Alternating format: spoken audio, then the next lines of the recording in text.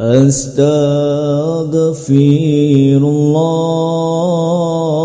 Bismillahirrahmanirrahim. Assalamualaikum warahmatullahi wabarakatuh.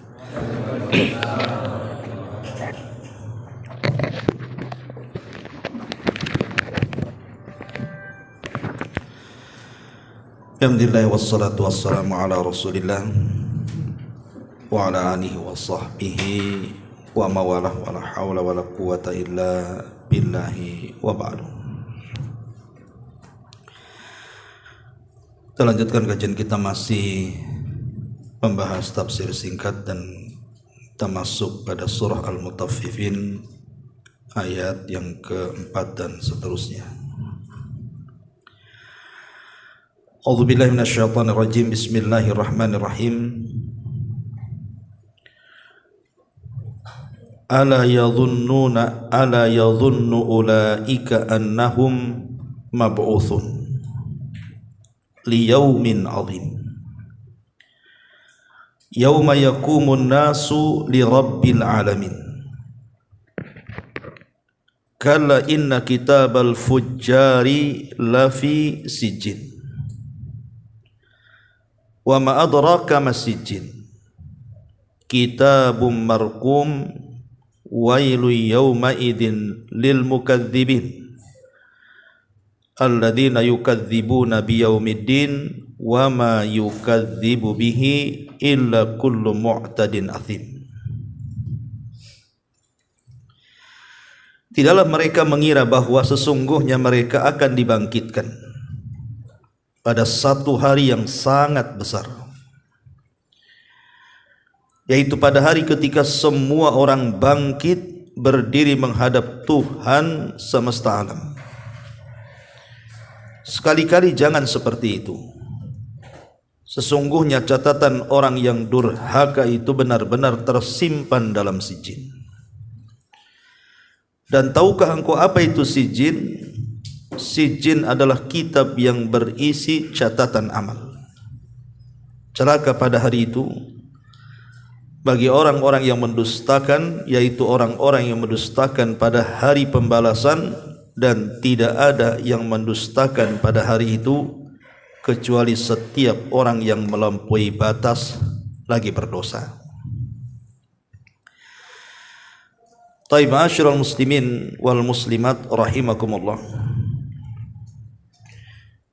Ayat ini masih bicara tentang orang-orang yang curang dalam berniaga, di mana Allah Subhanahu wa taala mengancam mereka, orang-orang yang melakukan kecurangan itu. Tidakkah mereka mengira dengan perbuatan itu bahwa sungguh mereka akan dibangkitkan? Jadi kecurangan-kecurangan dalam timbangan, takaran atau meteran, atau curang dalam dagang secara umum, itu semua akan ada balasan pada hari kiamat. Pada hari di mana Allah Subhanahu wa taala akan membangkitkan mereka liyaumin 'adzim, pada satu hari yang sangat besar sekali. Kemudian Allah tafsirkan sendiri hari yang sangat besar itu maksudnya hari ketika semua orang bangkit menghadap Tuhan semesta alam.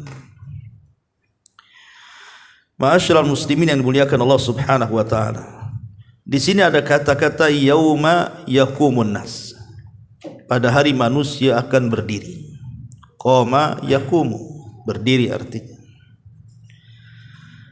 Di dunia kita juga berdiri dalam setiap salat kita. Allah Subhanahu wa taala mengatakan, "Hafidhu 'alas salawati was salatil wusta wa qumu lillahi qanitin." Wa qumu lillahi qanitin artinya mereka berdiri dalam kondisi taat kepada Allah Subhanahu wa taala dalam salat-salat mereka. Tapi berdiri dalam salat itu berapalah waktu yang kita habiskan? 10 menit, 20 menit? Tidak mungkin juga setengah jam. Kelamaan itu. Tetapi berdirinya kelak pada hari kiamat menghadap Allah Subhanahu wa taala bukan 10 menit, 20 menit. Tetapi Allah Subhanahu wa taala katakan khamsina alfasana, 50.000 tahun berdiri.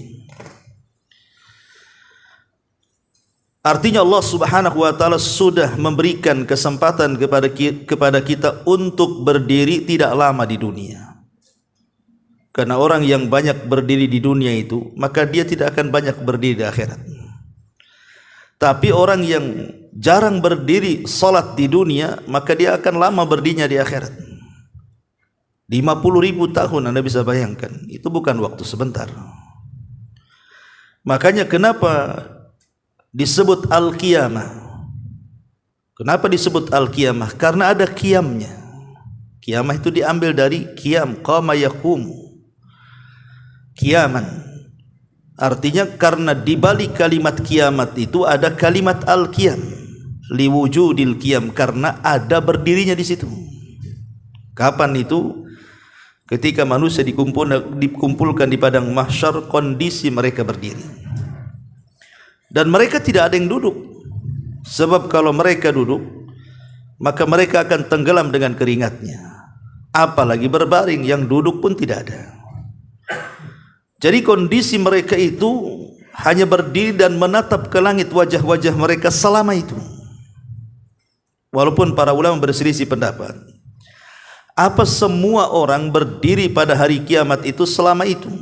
Khamsina alfasanah itu, 50.000 tahun. Maka ulama akidah mengatakan tidak. Maksudnya yang berdiri 50.000 tahun itu artinya orang-orang kafir. Jadi orang-orang kafir mereka akan berdiri khamsina alfasanah, 50.000 tahun pada hari kiamat. Tetapi orang-orang yang beriman sesuai dengan kadar keimanan mereka dan sesuai dengan hisab mereka. Kalau mereka orang-orang yang tidak termasuk orang-orang yang tidak ada hisab, seperti yang disabdakan Nabi SAW kepada orang-orang yang 70.000 orang yang masuk surga tanpa hisab dan azab itu, ya mereka tidak akan berdiri karena direct masuk surga masalahnya. Tetapi bagi orang-orang yang terkena hisab, tergantung hisabnya. Kalau hisabnya mudah, ya akan mudah juga, artinya tidak lama berdirinya. Tapi kalau hisabnya sulit, ya tentu akan lama, tapi tidak selama orang-orang kafir yang Allah katakan khamsina alfasana, 50.000 tahun itu. Makanya di sini Allah Subhanahu wa taala mengatakan yauma yaqumun nas li rabbil alamin. Pada hari manusia itu berdiri menghadap Rabb semesta alam. Ma'asyiral muslimin yang dimuliakan Allah Subhanahu wa taala. Lah sedikit cerita tentang peristiwa yang terjadi hari kiamat, karena ini disinggung tentang bicara soal yaumul qiyamah. Jadi surah Al-Mutaffifin ini mengajarkan kepada kita tentang keimanan dengan hari akhir. Dan orang kalau tidak beriman dengan hari akhir, atau mungkin kurang keimanannya dengan hari akhir, maka biasanya akhlak mereka itu akan buruk. Dan itu difirmankan di dalam Al-Quranul Karim. Sebut saja, contoh saja ya, dalam Al-Quran surah Ara'aital ladzi yukadzibu biddin. Tidakkah engkau melihat para pendusta ad-din? Ad-din di sini artinya balasan. Balasan artinya bicara tentang hari akhir. Tidakkah engkau melihat orang-orang yang mendustakan tentang hari akhir? Kemudian Allah Subhanahu wa taala mengatakan, ara'aital ladzi yukadzibu biddin fadzalikal ladzi yadu'ul yatim. Akibat dia tidak beriman dengan hari pembalasan, hari akhir, akhirnya mereka pun menghardik anak-anak yatim. Wala yakhuddu ala ta'amil miskin. Akibat yang kedua, mereka pun tidak memiliki simpati kepada orang-orang miskin, tidak mau membantu mereka dan mengarahkan manusia untuk membantu mereka. Kemudian ujung-ujungnya mereka tidak salat. Kalaupun mereka salat, mereka salatnya sahun, dan mereka pun menjadi bakhil wa yamnaunal maun. Lah ini dampak orang yang mengingkari hari akhir. Jadi orang yang mengingkari hari akhir itu pasti akhlaknya buruk. Karena dia tidak yakin ada pembalasan setelah kematian, itu masalahnya. Makanya kemudian di sini disinggung soal akhlak buruknya para pedagang yang suka mengurang-urang takaran, timbangan, meteran dan yang semacamnya. Ingat bahwa kalian itu juga akan dibangkitkan dan akan ditanya. Ma'asyiral muslimin yang dimuliakan Allah Azza wa Jalla, ada sekitar 17 pembahasan kalau kita cerita tentang iman bil yaumil akhir. Pertama bicara soal amaratus sa'ah, tanda-tanda kiamat. Yang kedua al-iman bil mauti, keimanan dengan kematian. Kemudian yang ketiga al-iman bima ba'dal mauti, keimanan dengan peristiwa-peristiwa setelah kematian. Kemudian yang kelima al-iman bil ba'thi wan nusyur, iman dengan kebangkitan dan dikumpulkannya manusia. Kemudian al-iman bil hasyri, dengan manusia dikumpulkan di padang mahsyar. Kemudian yang bertujuh jam'ul khalaik fil mauqifi wa ahwalihim fiha, beriman bahwa manusia akan dikumpulkan di satu tempat dan diceritakan tentang kondisi mereka. Kemudian yang kedelapan liqa Allah, bahwa kita akan berjumpa dengan Allah. Kemudian yang kesembilan al-ardu wal hisab, bicara soal penampakan amal dan hisab pada hari kiamat. Kemudian yang nomor 10 al-maji bil kitabi wal ashhad, akan didatangkan catatan-catatan amal dan juga persaksian-persaksian yang akan bersaksi akan amalan kita. Kemudian yang nomor 11 nasyru sahaifil amal, akan diterbangkan catatan-catatan amal kita ini, kemudian dijelaskan orang-orang yang akan mengambilnya, apakah dengan tangan kanannya ataukah dengan tangan kirinya. Kemudian yang nomor 12 al-mizan, beriman dengan timbangan.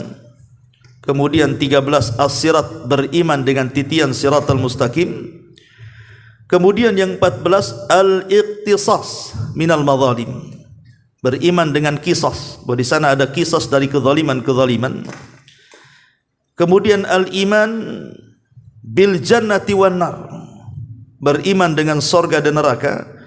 Kemudian beriman dengan telaga Al-Kautsar, yang merupakan telaga yang paling besar yang diberikan kepada Nabi SAW. Dan yang terakhir beriman dengan syafaat dan maqam al-mahmudah, syafaat dan juga tempat yang sangat tinggi yang diberikan kepada Nabi SAW. Inilah global keimanan kita dengan hari akhir. Jadi global keimanan kita dengan hari akhir itu di 17 poin ini. Baik, kita akan jabarkan sedikit. Pertama, beriman dengan alamatus sa'ah. Jadi beriman dengan tanda-tanda kiamat itu bagian daripada beriman dengan hari akhir. Dan tanda-tanda kiamat itu akan ada dua. Ada tanda-tanda kiamat kecil dan ada tanda-tanda kiamat besar. Adapun tanda-tanda kiamat kecil itu datangnya tidak berurutan. Kadang muncul, kadang tenggelam. Kadang lama tidak muncul, kemudian muncul lagi. Tetapi kalau tanda-tanda alamat kiamat besar ini sekali muncul tidak bisa dihentikan. Satu muncul, kemudian hilang, yang lain muncul, sampai kemudian ditutup dengan tanda-tanda kiamat yang besar, dan disitulah ditegakkan kiamat besar. Di antaranya adalah munculnya Dajjal, itu yang pertama. Kemudian turunnya Isa bin Maryam. Kemudian munculnya Ya'juj wa Ma'juj. Kemudian munculnya binatang yang bicara dari perut bumi. Kemudian juga dukhan, asap pekat hitam yang ada di langit. Kemudian juga munculnya matahari dari arah barat. Kemudian terjadi gempa yang menghancurkan dunia sebelah timur, sebelah barat dan jazirah Arab. Dan yang terakhir api yang akan menggiring manusia ke negeri Syam. Disitulah kiamat dibangkitkan. Jadi kiamat, tanda-tanda kiamat besar ini kalau sekali muncul tidak bisa dihilangkan. Artinya tidak bisa dihentikan. Yang satu hilang, yang satu muncul sampai kiamat.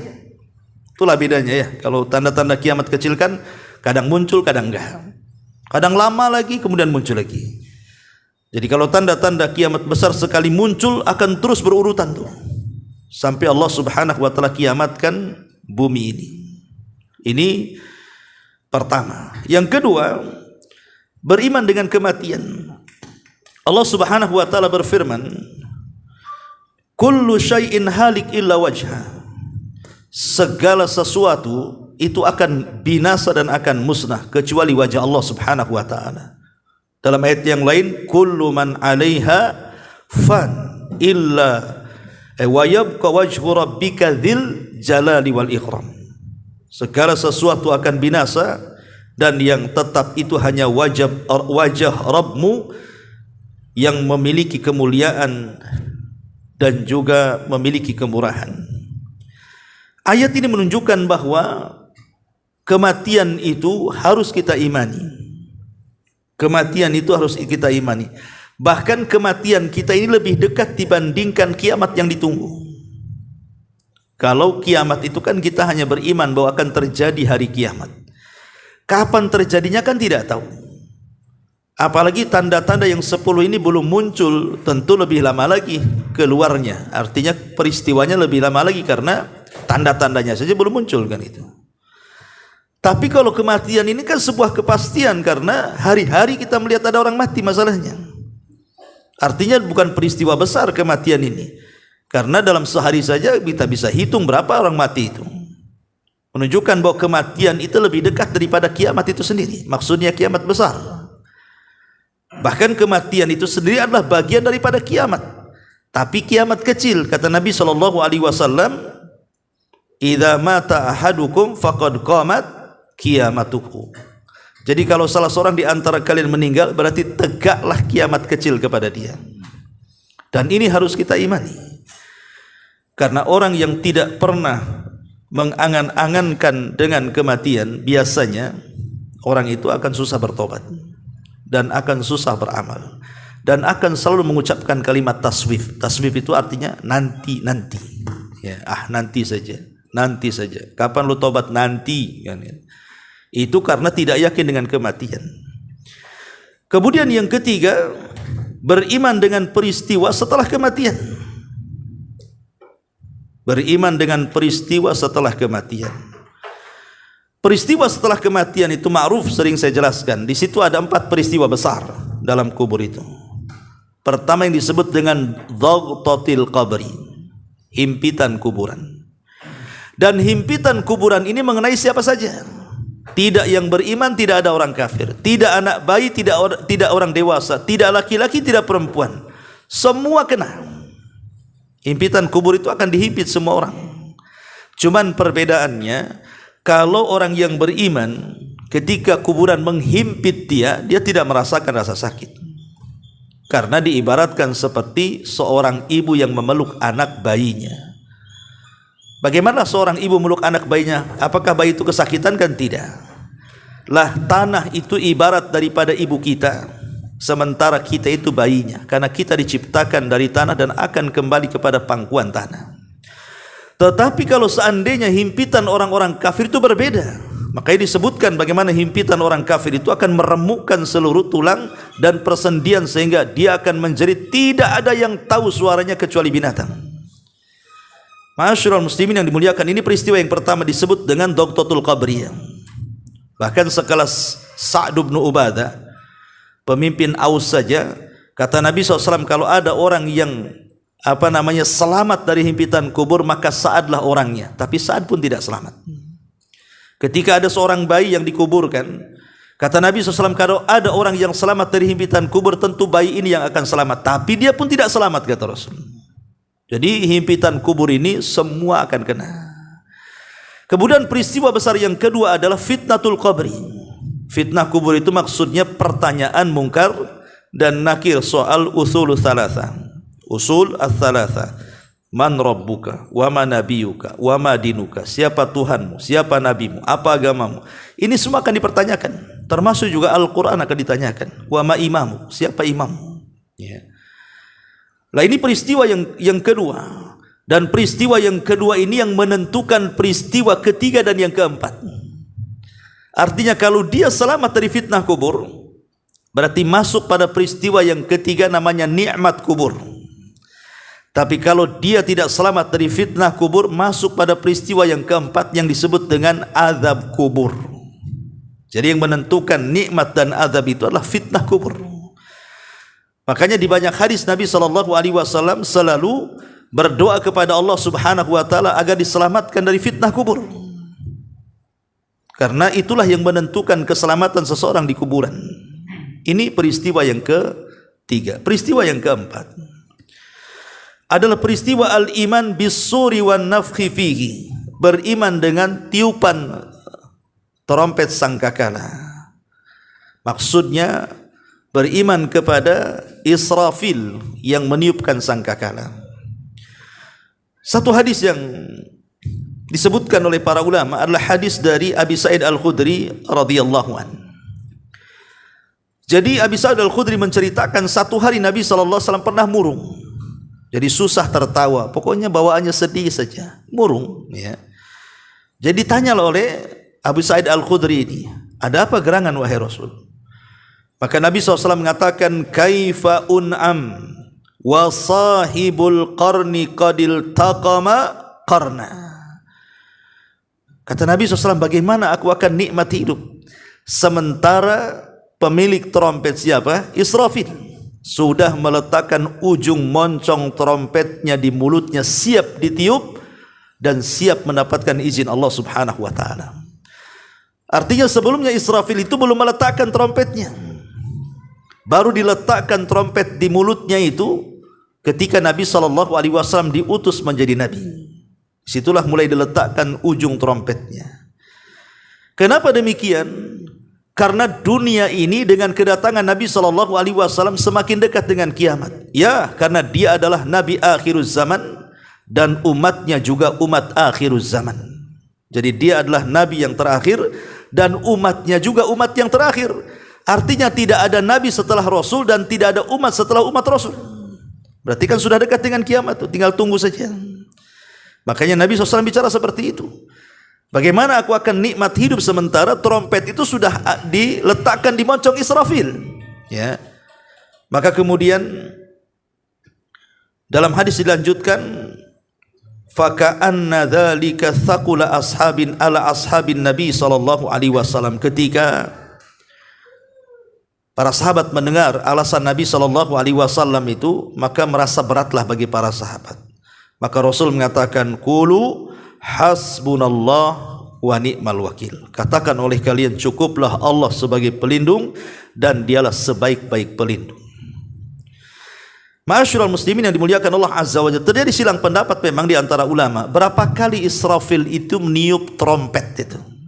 Sangkakala ya. Al-Qaran itu kan seperti tanduk. Ada yang mengatakan 3 kali tiupan. Tetapi pendapat yang kuat wallahu alam, Israfil itu hanya meniup 2 kali tiupan. Yang mengatakan bahwa Israfil itu meniup 3 kali, maksudnya tiupan yang pertama adalah tiupan kejutan sehingga manusia pingsan. Kemudian tiupan yang kedua, tiupan kematian. Tidak ada jiwa yang selamat dari tiupan itu. Kemudian tiupan yang ketiga, tiupan kebangkitan. Itu yang membagi tiupan menjadi 3. Tapi yang membagi tiupan itu cuma 2, maka digabungkan antara kejutan, pingsan dengan kematian, itulah 1 tiupan. Jadi sekali tiup maka manusia pingsan kemudian mati. Kemudian yang kedua kali tiup barulah manusia dibangkitkan. Dan itu disebutkan di dalam Al-Quran. Allah mengatakan, wa nufikha fis-sur fasa'iqa man fis samawati wa man fil ardh. Dan ketika trompet itu ditiupkan, maka seluruh penduduk langit dan bumi menjadi pingsan. Dalam ayat yang lain, mereka pun mengalami kematian. Kemudian dalam ayat yang lain, wa nufikha fis-suri fa idza hum minal ajdathi ila rabbihim yansilun. Dan pada tiupan yang kedua, tiba-tiba manusia keluar dari kubur-kubur mereka alias hari kebangkitan. Jadi dari sini kita tahu bahwa tiupan itu cuma 2. Tiupan kejutan, pingsan, kemudian dengan kematian 1 kali tiupan, barulah kemudian tiupan yang kedua disebut dengan tiupan kebangkitan. Lalu jarak antara tiupan pertama dengan kedua itu berapa jaraknya? Disebutkan dalam hadis Abu Hurairah radhiyallahu an bahwa jarak antara tiupan pertama ke kedua itu adalah di angka 40. Abu Hurairah tidak menyebutkan apakah 40 tahun bisa jadi, apakah 40 bulan bisa jadi, apakah 40 pekan bisa jadi, apa 40 hari bisa jadi. Yang jelas ketika Abu Hurairah radhiyallahu anhu ditanya, apakah 40 tahun, apakah 40 bulan, apakah 40 hari wahai Abu Hurairah?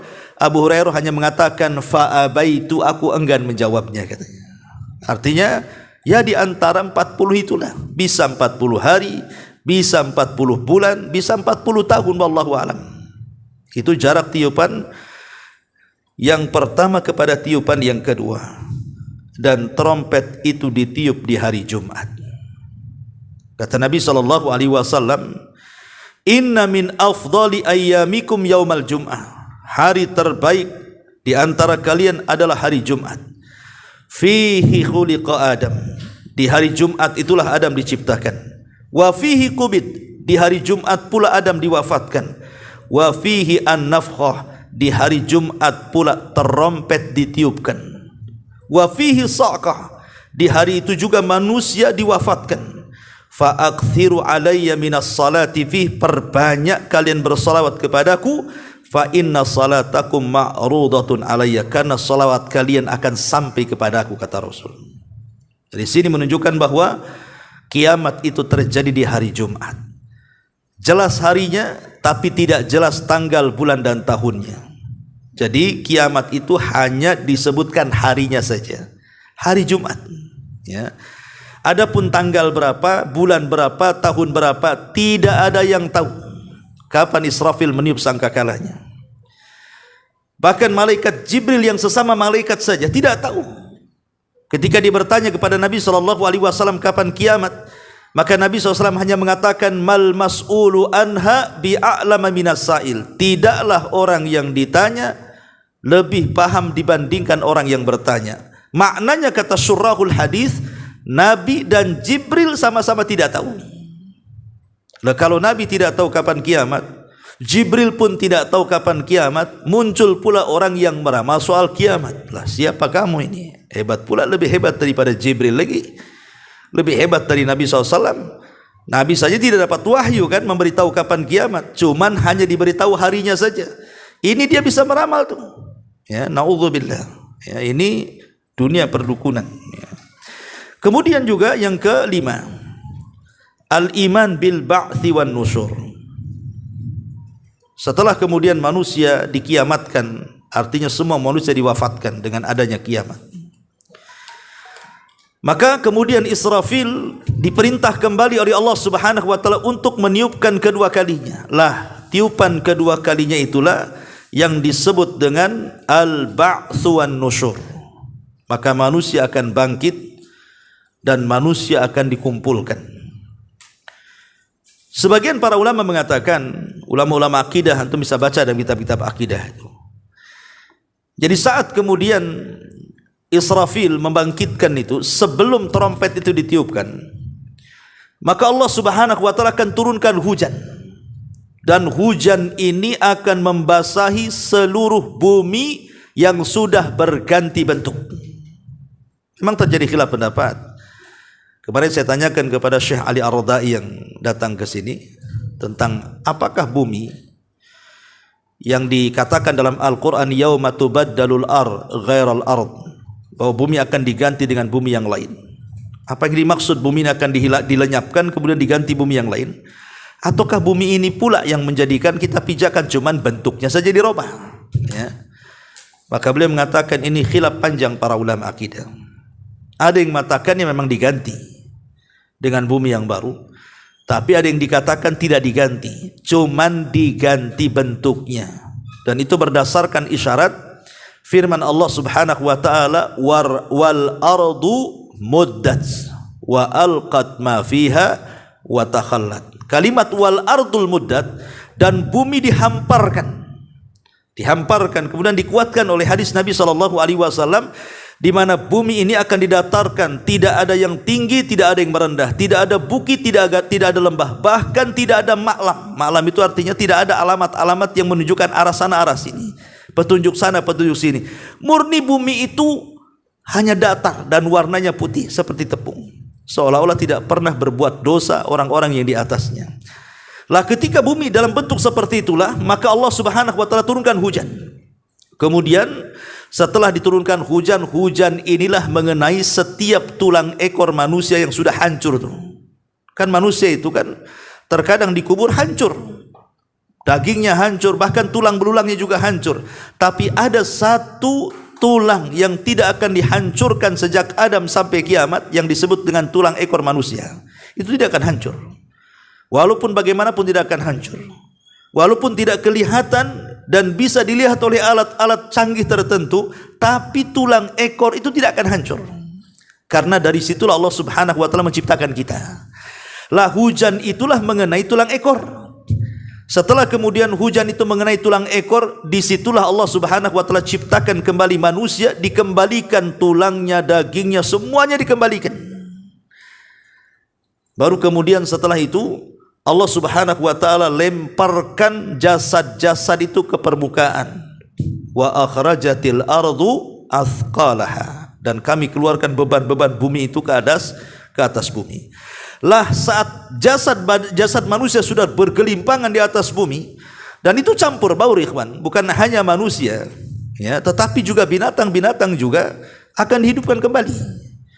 Lah disitulah Allah Subhanahu wa taala memerintahkan Israfil untuk meniupkan sangkakalanya yang kedua kali. Baru setelah tiupan yang kedua, Allah buka pintu ruh yang ada di Iliyin, dan Allah buka pintu ruh yang ada di Sijin. Maka seluruh ruh yang ada di Iliyin melesat kemudian menyatu dengan jasad-jasad mereka. Begitu juga ruh yang terpenjara di Sijin juga akan melesat kepada jasad-jasad mereka. Artinya ruh yang ada di Iliyin tentu ruhnya orang yang beriman, tapi ruh yang dipenjarakan di Sijin artinya ruh orang-orang kafir, orang-orang munafik ya. Maka kemudian mereka pun disatukan. Itulah yang Allah isyaratkan dalam Al-Quran, wa idzan nufusu zuwizat, apabila jiwa itu digabung-gabungkan kembali. Disitulah terjadi al-ba'tsu wan nusyur, artinya kebangkitan, kemudian an-nusyur, yang kemudian terjadilah al-hasyr ya. Ma'asyiral muslimin yang dimuliakan Allah Azza wa Jalla, hasyr ini ada 4 macam, 2 di dunia dan 2 di akhirat. Hasyr itu hari di mana manusia akan dikumpulkan. Adapun di dunia, yang pertama disyaratkan dalam surah Al-Hasyr ayat 2. Huwallazi akhrajal ladzina kafaru min ahlil kitab min diyarihim li awwalil hasyr. Dialah Allah yang telah mengeluarkan orang-orang kafir dari kalangan ahli kitab dari rumah-rumah mereka untuk pertama kalinya mereka dikumpulkan. Kapan itu? Saat Nabi SAW mengusir orang-orang Yahudi dari Madinah, maka mereka dikumpulkan di Syam semuanya. Ini hasyr yang pertama, pengumpulan orang-orang kafir di Syam ya. Kemudian hasyr yang kedua menjelang kiamat, di mana di antara tanda-tanda kiamat besar yang paling terakhir apa? Munculnya api yang keluar dari perut tanah Aden di Yaman. Di Yaman itu ada negeri Aden namanya ya. Sekarang dikuasai ahli sunnah, karena Son'a dikuasai orang-orang Houthi Syiah kan itu. Maka kemudian ahli sunnah mereka ada di Ma'rib, ada di Aden, dan di beberapa tempat di Hadral Maut ya. Lah Aden ini menurut penelitian NASA katanya memang di bawah perutnya ada larva ya, ada ya semacam lahar dan begitu seterusnya, api yang ada di dalam tanah itu sudah disorot oleh NASA. Artinya membenarkan kebenaran daripada sabda Nabi SAW. Itu kalau bumi Aden sudah belah, maka akan mengeluarkan api. Lah api itulah yang akan menggiring manusia kemana? Ke Syam. Ya, disitulah manusia akan dikumpulkan dari semua negara. Ya, akan dikumpulkan di situ. Siapa yang menggiringnya? Api dari Aden Yaman itu. Ya. Ini disebut hasyr yang kedua. Kemudian hasyr yang ketiga, saat mereka bangkit dari kuburan tuh, maka mereka akan dikumpulkan di situ. Kemudian hasyr yang ketiga tentu digiringnya mereka ke satu tempat, yang kemudian disitulah manusia berdiri selama 50.000 tahun. Itu namanya hasyr ya. Hasyr itu ada 4 macam ya. Ma'asyiral muslimin yang dimuliakan Allah Subhanahu wa taala, Lah pada hari hasyar inilah banyak peristiwa terjadi kan. Di antaranya matahari didekatkan, keringat bercucuran. Manusia pun kemudian akhirnya datang kepada Adam, datang kepada Nuh, datang kepada Ibrahim, datang kepada Musa, Isa, akhirnya terakhir datang kepada Rasul minta syafaat para nabi ini. Dan banyak peristiwa di padang mahsyar itu. Kemudian yang nomor 7, jam'ul khalaik fil mauqifi wa ahwalihim fi. Wa ahwalihim fi artinya mulailah manusia mengelompokkan manusia di situ. Allah mulai mengelompokkan di padang mahsyar itu. Jadi orang kafir dikelompokkan sendiri, orang munafik dikelompokkan sendiri, orang-orang yang beriman dikelompokkan sendiri, termasuk para penyembah sesembahan di dunia akan dikelompokkan dengan sesembahannya. Jadi kalau di dunia ini orang-orang ini menyembah sapi, maka akan dikelompokkan para penyembah sapi di sana, para penyembah ular di sana, para penyembah lembah di sana, para penyembah batu di sana. Jadi dikelompokkan nantinya tuh. Kenapa dikelompok-kelompokkan? Agar mereka mengetahui bahwa selama ini sesembahan yang mereka sembah itu tidak mendatangkan manfaat dan tidak bisa mencegah madarat. Bahkan para penyembah matahari dan bulan kelak pada hari kiamat, matahari dan bulan itu kan tidak pernah ketemu kalau di dunia, ikhwan. Karena matahari pergi datang bulan, bulan pergi datang matahari. Tapi nanti pada hari kiamat wajumi asyamsu wal qamar. Matahari itu akan digabungkan tuh. Kemudian kemana akhir hayatnya matahari? Ditenggelamkan ke neraka. Pertanyaannya, dosa apa matahari dan bulan? Kenapa dimasukkan ke neraka? Bukankah mereka makhluk yang bertasbih? Bukan untuk diazab, tetapi ingin membuktikan bahwa siapapun yang menyembah matahari dan bulan, Tuhan kalian juga ada di neraka. Makanya Allah mengatakan, la tasjudu lisyamsi wala lil qamar wasjudu lillahi alladhi khalaqahunna in kuntum iyyahu ta'budun. Jangan kalian sembah matahari dan bulan, sembahlah zat yang menciptakan keduanya, Allah. Ya. Masyarul muslimin yang dimuliakan Allah Azza wa Jalla. Kemudian yang ke-8 baru terjadi liqa Allah. Disinilah Allah Subhanahu wa taala akan menampakkan zatnya pertama kali di padang mahsyar. Di mana Allah Subhanahu wa taala mengatakan dalam Al-Qur'an, wa jaa rabbuka wal malaku saffan saffa. Dan Rabbmu akan datang sementara malaikat berbaris-baris itu. Jadi Allah Subhanahu wa taala akan datang kepada manusia di padang mahsyar. Tentu bagi orang-orang yang beriman, mereka mampu melihat wajah Allah di padang mahsyar itu termasuk ziyadatun nikmah namanya. Itulah nikmat bagi mereka. Tapi pertanyaannya, apakah orang kafir juga melihat wajah Allah? Maka pendapat yang kuat tidak. Mereka tidak melihat Allah Subhanahu wa taala di padang mahsyar. Kalla innahum an rabbihim yauma idzin lamahjubun, kata Allah. Sekali-kali tidak, pada hari itu pandangan orang-orang kafir terhadap Allah akan tertutup. Mereka tidak akan bisa melihat. Sebagian ulama lain mengatakan, okelah mereka melihat, tapi bukan melihat seperti orang yang beriman ketika melihat Allah. Itu sebuah kenikmatan yang besar bagi mereka. Tapi mereka ketika melihat Allah itu dengan nadrah al-khauf, dengan pandangan takut yang luar biasa, seolah-olah pesakitan yang akan dihukum oleh seorang qadi dan juga hakim. Jadi mereka ketakutan justru ketika melihat Allah, tidak sanggup memandang Allah Azza wa Jalla. Ya, ada juga yang mengatakan seperti itu. Tapi pendapat yang kuat, mereka tidak akan melihat Allah. Karena itu nikmat bagi orang yang beriman. Kalla inna rabbihim yawma idzin lamahjubun. Ma'asyiral muslimin yang dimuliakan Allah Azza wa Jalla. Makanya Aisyah ummul mukminin radhiyallahu anha pernah mengisyaratkan dalam hadisnya kan, man ahabba liqa Allah ahabballahu liqa'ah, wa man kariha liqa Allah karihallahu liqa'ah. Siapa yang senang berjumpa dengan Allah, Allah akan senang berjumpa dengan dia. Tapi siapa yang benci berjumpa dengan Allah, Allah pun benci berjumpa dengan dia. Maka hanya orang-orang yang beriman yang akan berjumpa dengan Allah dan memandang wajah Allah Subhanahu wa taala. Kemudian yang ke-9 namanya al-ard wal hisab. Ard itu artinya hisab mudah.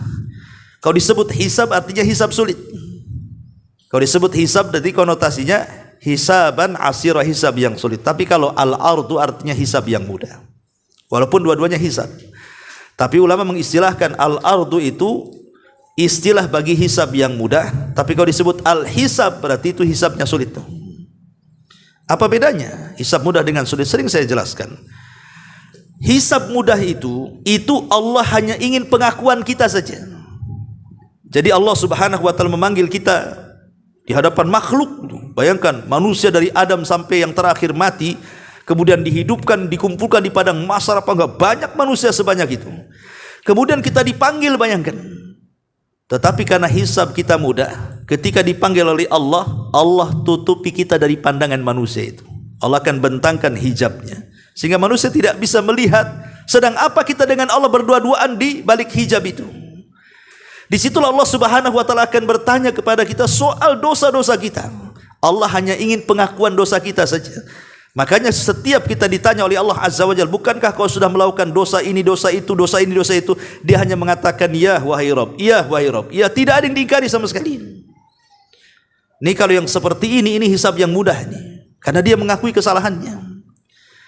Ketika Allah Subhanahu wa taala terus bertanya soal dosanya dan ia pun mengakuinya, kemudian dia merasa berat bahwa dia akan celaka dan binasa dan hampir dia melangkah ke neraka, maka Allah akan panggil kembali dan mengatakan, ya fulan satartuka fid dunya wa aghfiru lakal yauma, kata Allah. Dulu di dunia ku tutup dosa-dosamu, sekarang di akhirat ku ampuni dosa-dosamu. Selamat dia. Itu hisab yang mudah tuh. Tapi kalau hisab yang sulit, itulah hisab yang disebut dengan hisab yang paling detail. Kalau Allah bertanya dengan pertanyaan yang detail, itu bahaya tuh, ya. Kalau sampai detail pertanyaan Allah kepada kita itu bahaya. Apalagi sampai munaqashah, terjadi perdebatan, dia ingkari apa yang sudah dia lakukannya. Dikiranya Allah bisa dibohongi sebagaimana dia membohongi manusia di dunia. Terjadilah kemudian munaqashah di situ. Ini kalau sudah terjadi munaqashah, dialog, perdebatan antara Allah dengan orang yang sedang dihisab, celaka orang seperti ini. Kata Aisyah radhiyallahu anha, laisa ahadun yuhasabu yaumal qiyamah illa halak, katanya. Tidak ada satupun manusia yang dihisab pasti binasa. Pasti binasa. Itulah hisaban asir, hisab yang sangat sulit, terjadi perdebatan. Sebab kalau sudah seperti itu, maka yang ke-10-nya beriman dengan kitab dan saksi. Mau ngelak dari mana coba? Kau mengatakan kau tidak berbuat dosa, ini catatanmu ada di sini. Kan itu ya. Karena catatan itu akan mencatat segala sesuatu yang kecil ataupun yang besar. Siapa yang mau ngelak dari catatan coba? Kalau dia mengelak dari catatan, ada saksi lagi di situ. Dan saksi ini bukan siapa-siapa, ya. Terkadang badan kita ini saksi. Sampai ada beberapa riwayat Nabi SAW mengatakan, inna awwala azmin minal insan yatakallam yawma yukhtamu alal afwah fakhiduhu minar rijlis shimal. Sesungguhnya anggota tubuh manusia yang mula-mula berbicara di hari semua mulut terkunci adalah paha kaki kiri. Ini paha kaki kiri nih. Ini kanan, ini kiri, berarti sebelah sini. Ini pahanya dulu yang bicara tuh. Ketika Allah Subhanahu wa taala mengatakan, al yauma nakhtimu ala afwahihim wa tukallimuna aydihim wa tashhadu arjuluhum. Kan gitu ayatnya.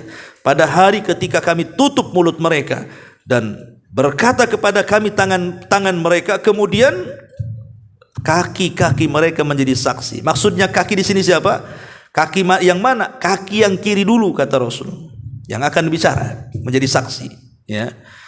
Kemudian juga dalam riwayat, innakum tud'auna mufaddamah afwahukum bil fidam fa awwalu ma yus'al an ahadikum fakhiduhu wa katifuhu. Sesungguhnya kalian kelak akan dipanggil dalam keadaan mulut kalian terkunci dengan adanya penyumbat, maka anggota tubuh seseorang dari kalian yang pertama dihisab atau ditanya adalah paha dan bahunya. Jadi paha kita dan bahu kita akan ditanya. Itulah yang pertama kali menjadi saksi.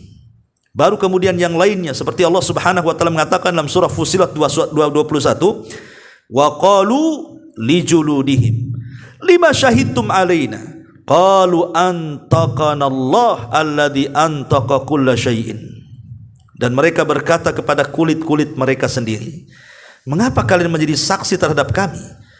Jadi kulit ini menjadi saksi kepada badannya, akhirnya dimarahi oleh badannya. Kulit, kenapa kau bersaksi untuk badanmu sendiri, gitu. Tapi apa kata kulit? Antaqana Allah, Allah yang buat aku bicara masalahnya, Allah yang membuat aku bicara. Dari sini menunjukkan bahwa anggota badan kita akan menjadi saksi, belum yang lainnya. Saksi itu kan para malaikat jadi saksi, langit juga jadi saksi, bahkan bumi yang kita pijak juga jadi saksi. Yauma idzin tuhadditsu akhbaraha. Pada hari itu bumi yang kita pijak ini akan menceritakan habar-habarnya. Kalau ahli tafsir mengatakan bahwa bumi itu akan menjadi saksi kepada setiap orang yang pernah berada di atasnya.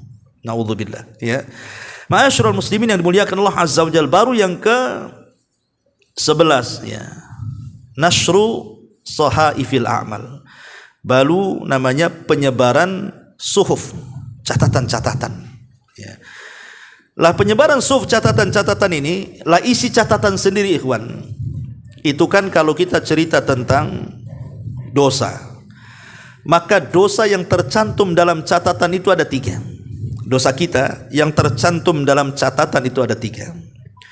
Yang pertama, dosa yang tidak akan pernah diampuni oleh Allah Subhanahu wa taala selamanya. Itulah dosa kesyirikan.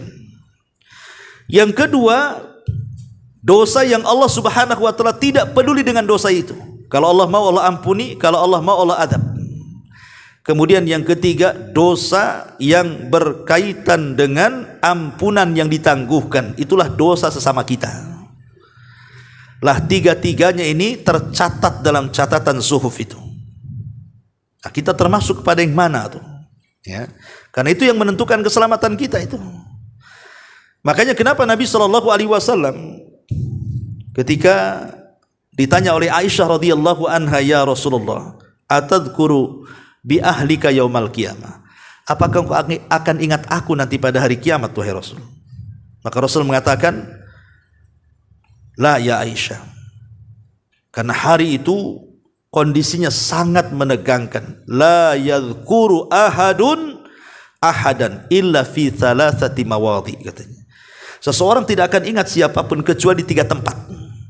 Seseorang di 3 tempat ini tidak akan ingat siapapun, kata Rasul. Pertama, inda as-sirat, ketika meniti titian siratal mustaqim. Orang enggak akan ingat siapapun. Dia hanya ingat dirinya, dia bisa melintasi atau tidak. Ya. Yang kedua, indal mawazin, ketika amalnya ditimbang. Apakah catatan amalnya ditimbang itu lebih berat yang baik ataukah yang buruk yang baik, yang banyak gitu ya. Dia was-was tuh.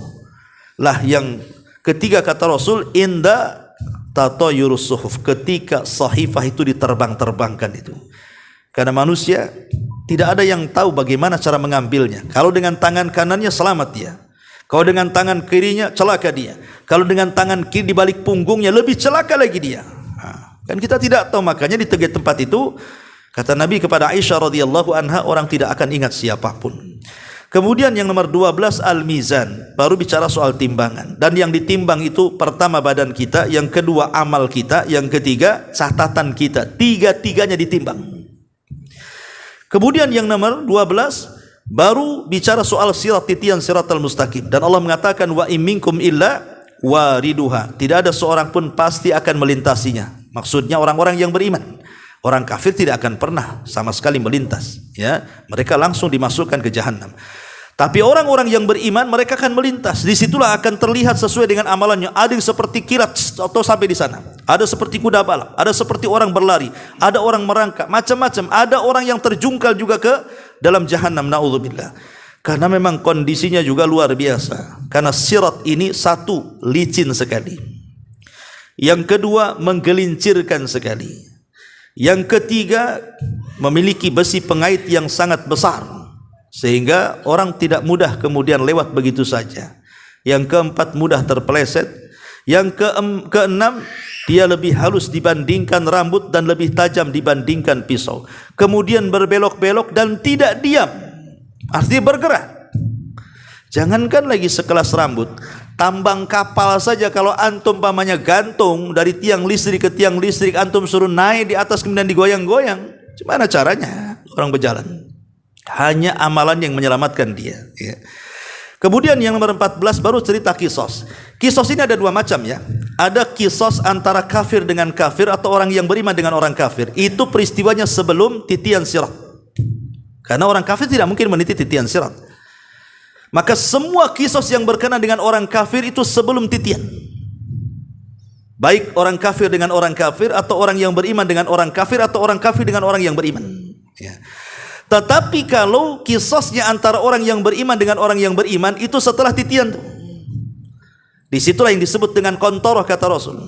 Kontoroh disitulah tempat di mana Nabi SAW pernah mengatakan bahwa disitulah tempat orang-orang yang muflis. Atadruna mal muflisu hadil ummah. Siapa di antara kalian yang tahu orang yang bangkrut di antara umat ini? Sahabat mengatakan, ya orang bangkrut ya orang yang habis uang dinar dirhamnya. Bukan itu kata Rasul, tetapi orang yang membawa pahala di satu sisi, tapi di sisi lain membawa dosa, pernah mendolimi si fulan, menumpahkan darah si fulan, mengambil hak si fulan, mencaci maki si fulan, dan begitu seterusnya. Lah di sini terjadi kisos. Sampai Abdullah ibn Abbas radhiyallahu anhuma menceritakan tentang kisah orang yang dibunuh. Jadi kata Abdullah ibn Abbas radhiyallahu anhu, dia mengatakan orang-orang yang dibunuh itu mereka semua datang menghadap Allah tanpa kepala. Walaupun di dunia tidak dibunuh dengan cara itu. Boleh jadi dibunuhnya diracun, boleh jadi dibunuhnya dengan cara kemudian dipukul kemudian mati. Tapi nanti pada hari kiamat orang-orang yang jadi korban pembunuhan itu datang menghadap Allah tanpa kepala. Di mana kepalanya? Kepalanya dipegang tangan kanannya, kemudian tangan kiri menyeret orang yang membunuhnya. Kemudian menghadap Allah Subhanahu wa taala dan mengatakan, "Ya Rabb, sal hadza lima qatalani." Ya Rabb, tanya orang ini, kenapa dia sampai membunuhmu? Termasuk bayi-bayi yang dibunuh oleh orang tuanya. Mereka datang tanpa kepala sambil menjinjing kepala dengan tangan kanannya, ditarik orang tuanya. Kemudian Allah katakan, "Wal mau'udatu su'ilat bi ayyi dzambin qutilat." Mereka juga akan ditanya tuh, atas dosa apa aku dibunuh dengan orang tuaku tuh. Ya. Itulah ngerinya kisos pada hari kiamat. Lah Syekh Utsaimin rahimahullahu taala mengatakan, kenapa orang-orang yang sudah berhasil meniti titian Shiratal Mustaqim dengan susah payah masih juga mereka dibuat kisos. Jadi kisos ini adalah kisos sebagiannya juga pengulangan kisos di dunia. Jadi orang-orang yang sudah kisos di dunia tetap ada kisos di akhirat. Kenapa? Karena kisos di dunia ini tidak akan pernah merasakan keadilan. Sehebat apapun orang menegakkan keadilan dengan kisos, pasti masih ada kekurangan. Tapi kalau sudah di peradilan Allah Subhanahu wa taala, itulah seadil-adilnya keadilan. Ya, kita banyak kantor-kantor pengadilan, tetapi tidak ada keadilan di situ. Sering saya contohkan, kalau seandainya ada orang baik dibunuh sama orang jahat. Orang baik ini dia yang menalangi semua nafkah keluarganya, dan dia pun sangat baik dengan keluarga, tetangga, dan manusia-manusia yang lainnya karena kebaikannya menolong orang, atau mungkin dia seorang ustadz, atau mungkin seorang pendakwah, dan begitu seterusnya. Yang membunuh preman masuk ke pengadilan, kemudian kata hakim kisos, akhirnya sang preman pun dibunuh. Pertanyaannya, apakah si preman yang sudah membunuh ustadz, kiai, ajengan, atau orang baik ketika sama-sama dikisos tegak keadilan? Tidak. Ini sama sekali belum merasakan keadilan, ikhwan. Kenapa? Karena orang baik ini keberadaan dia bermanfaat untuk keluarganya, bermanfaat untuk orang lain. Adapun si preman dengan kematiannya, memang dia gak manfaat orang lain kan? Keadilannya di mana di sini? Walaupun sudah sama-sama dikisos lah. Lah karena masih ada kekurangan keadilan di dunia, nanti diulang pada hari kiamat itu. Kata Syekh Utsaimin, kenapa demikian? Supaya ketika kisos itu ditegakkan dan keadilan ditegakkan, dan ketika semua sudah ditegakkan, orang-orang yang masuk surga itu sudah tidak ada lagi dendam dalam hatinya. Itu yang disebut dengan Rabbana ighfir lana wa li ikhwanina alladhina sabaquna bil iman wa la taj'al fi qulubina ghillan lilladzina amanu. Supaya tidak ada ghillan, kedengkian kepada orang-orang yang beriman, sehingga masuk surga itu semua sudah satu hati. Ya, tidak ada lagi dendam di antara mereka. Baru kemudian yang ke-16 bicara soal al-jannatu wan nar, surga dan neraka. Kemudian ke-16 bicara soal telaga Kautsar. Dan yang terakhir bicara syafaat dan maqaman mahmuda yang ada di surga sana, khusus bagi Nabi sallallahu alaihi wasallam. Lah ini semua adalah peristiwa-peristiwa yang berkaitan dengan hari akhir. Wallahu alam, ini yang bisa sampaikan sebelum saya tutup. Silahkan kalau ada yang bertanya. Ya.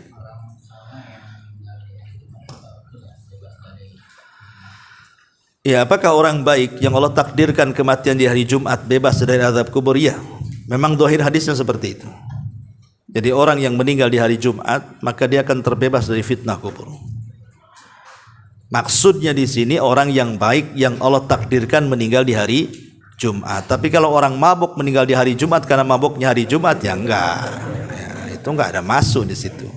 Maksudnya orang baik yang ditakdirkan kematiannya seperti itu. Seperti orang baik kematiannya tenggelam, syahid. Orang baik dia sedang nukang atau roboh, mati kena hempasan bangunan, syahid. Orang baik ketika melahirkan meninggal, syahid.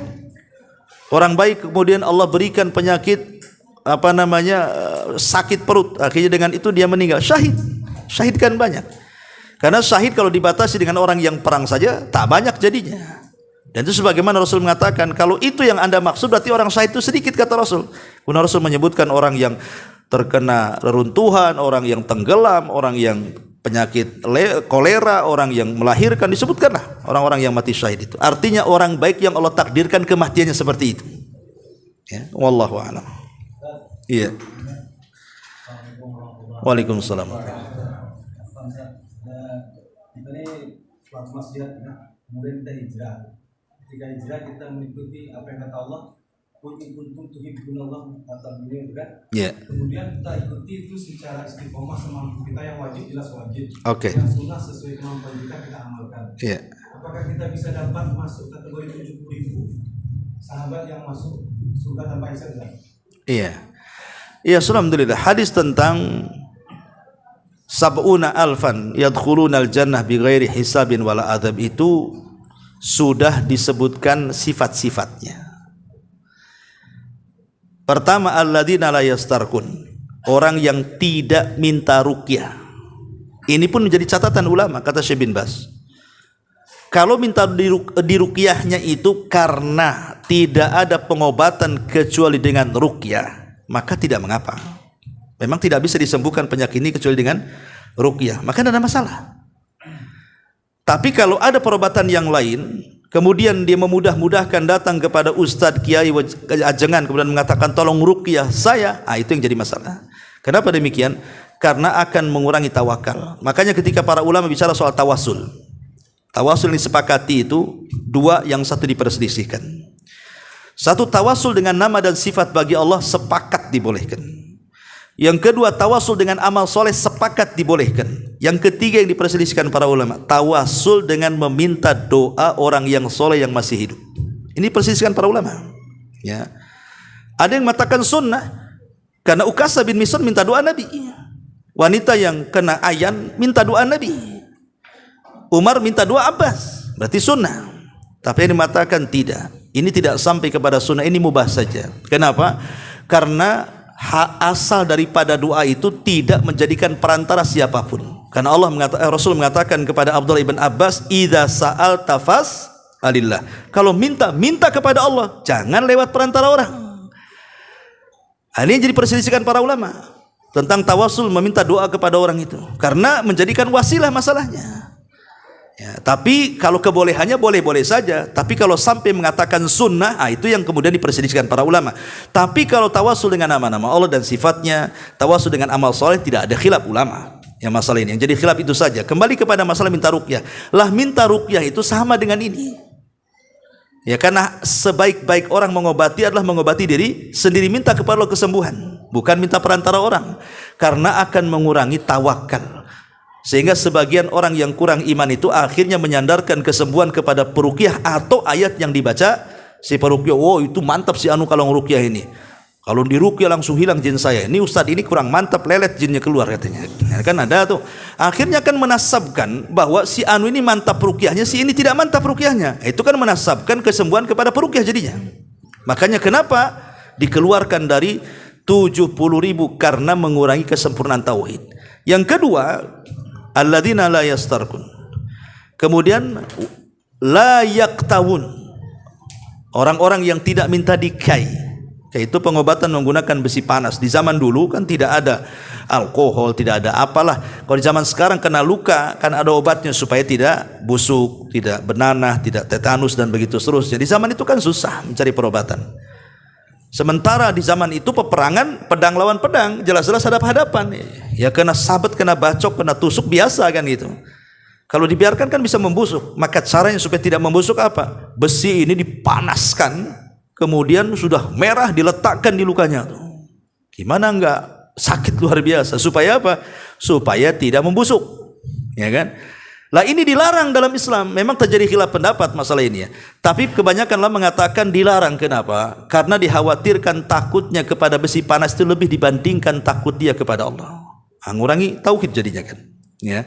Kemudian yang ketiga, wala yatatayyarun. Orang yang tidak tatayyur. Tatayyur itu artinya diambil dari burung. Tatayyur ini karena orang-orang jahiliyah ini kalau mereka mau dagang, kan arah orang jahiliyah dagang itu ke dua tempat ya, ke Yaman, rihlatas syita, ya, atau iwas saif ke Syam, cuma dua, ke Palestina sama Yaman aja kan gitu.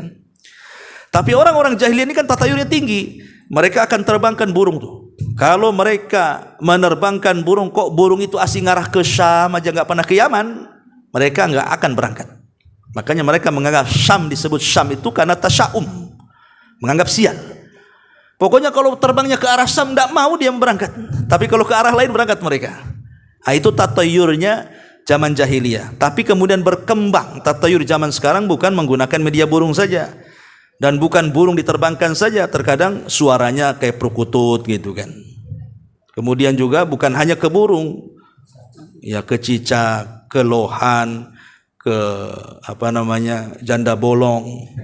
Daun janda bolong kan gitu ya. Kan macam-macam kan, ada orang buat hoki sana sini kan, sehingga kemudian para ulama akidah ketika memberikan definisi tentang tatayyur itu maksudnya sesuatu yang dianggap membawa sial, baik sesuatu yang masmu, maksudnya suara, dengar suara apa, ini ada masalah nih, burung gagak tengah malam bersuara ada masalah, nah gitu ya. Ataupun mar'i yang dilihat, melihat sesuatu ini, tahu-tahu nabrak kucing, nampak kucingnya. Ini sial nih. Kemudian nengok ular besar ketika ngelewat, ada apa-apa ini? Gitu ya.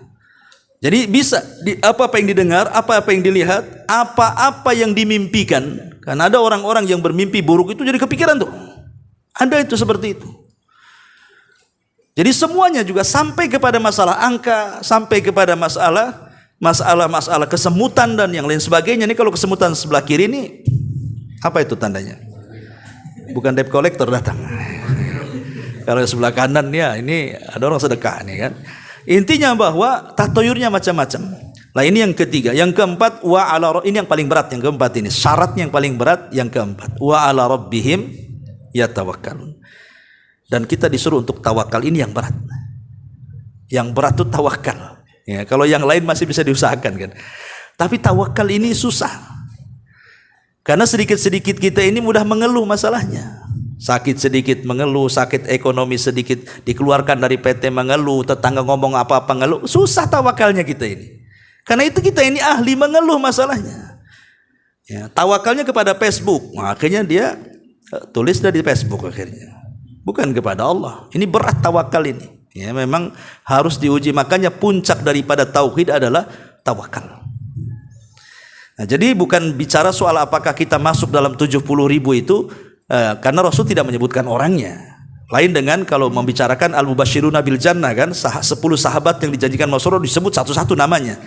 Tapi yang 70.000 masuk surga tanpa hisab dan adab tidak disebut namanya, hanya disebut sifatnya. Maka siapapun yang masuk pada 4 sifat ini dia masuk, itu maksudnya. Tetapi apakah 70.000? Tidak. Karena ada riwayat yang lain dari 1.000 orang itu akan membawa 1.000 lagi, membawa 1.000 lagi, membawa 1.000 lagi. Karena ada riwayat seperti itu. Artinya banyak sebenarnya, bukan 70.000 saja. Bukan batasan gitu maksudnya ya. Karena masing-masing akan membawa ribuan lagi dalam riwayat itu. Wallahu a'lam. Baik, sampai di sini. Subhanaka wa bihamdika asyhadu an la ilaha illa anta astaghfiruka wa atubu ilaik. Allahu taala alam. Assalamualaikum warahmatullahi wabarakatuh.